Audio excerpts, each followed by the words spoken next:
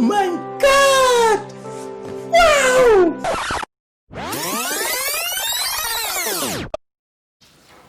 Oh no! Hey everyone, we are going to go meet Josh. Josh is this young guy who's very hardworking. He goes out and he goes and delivers food all over Shillong, traditional khasi food. And we're going to go meet him and see what it's like. It's 5 o'clock in the morning and this is what Josh does every day. So we're going to go and check it out.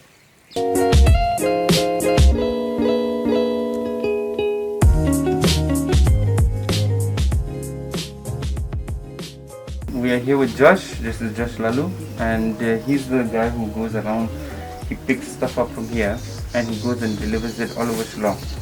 Tengah simlang ni senjam guys. Tengah persang dah ni malki.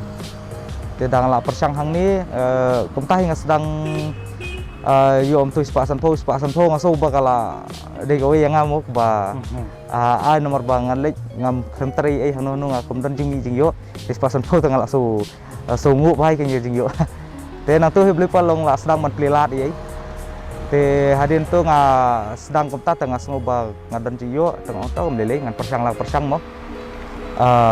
Persang awan man kasni dan tu sedang ban kiu ke jing yo.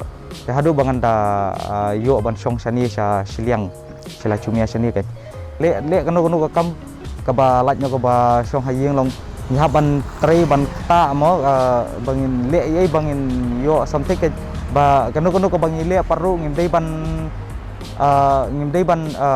gipop ya kanu kam ka bangin sedang ile kan sedang nai baret ru sedang ka suki kan sakiu te kanu ka bangin ngitre nyaban tre sitom tre semat telong bleu kanwan ka jingkerku hadin ngimla ban tip mo ka bleu ton kurku pi hi dang ngitre sitom te mo